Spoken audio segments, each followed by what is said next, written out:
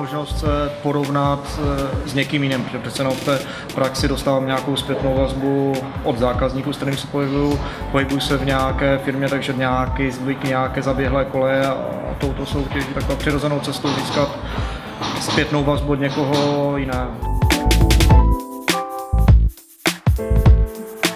Za sebe bych zmínil hned jeho úvodní fázi a to často taková, která je ještě předobchodní, než se vůbec projekt nasmlouvá, sladění se, stanovení si přínosu a očekávání od toho projektu.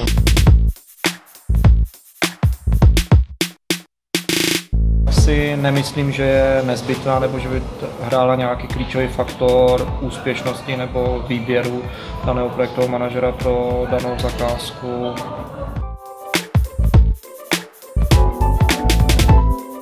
Někteří soutěžíci nazývají projektem, co vůbec projekt není, takže takový vlastně vůbec do toho druhého kola nebo do toho finále nebyli vybráni.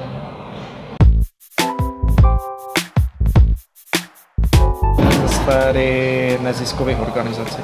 Ty si pojmenou projektem, že něčemu uvolní peníze, něco se má dít, ale ten cíl předem nemají úplně jasný a nemá to takový ten proimperativ definovaný, co kdy, doba, za kolik by mělo znamenat.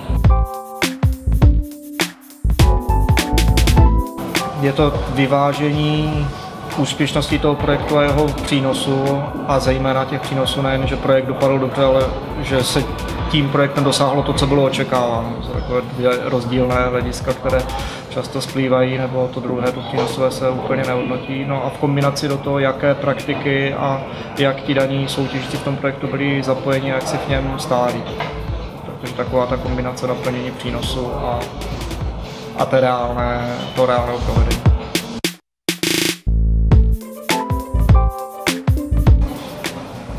V letošním roce právě v kategorii studentského projektu jsou právě dva projekty zaměřené na kulturu. Není to přímo jako kulturní, je to studentský projekt, ale oba dva ty projekty se týkají kulturní oblasti. Ano. To jsou právě jediné dva z pohledu studentských a neziskových projektů, které postoupily do toho finále.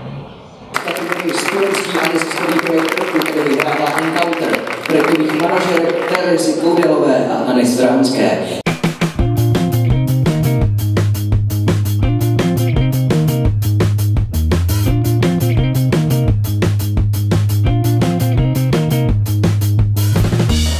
My jsme tu soutěž objevili úplně náhodou, když jsme brouzdali na internetu a tak jsme si řekli, že to bude zajímavá zkušenost. Naším absolventským výstupem na Janáčkové akademii muzických umění v Brně. Je to divadelní festival, mezinárodní divadelní festival divadelních škol, setkání Encounter. Je už 23. ročník, jsme právě organizovali.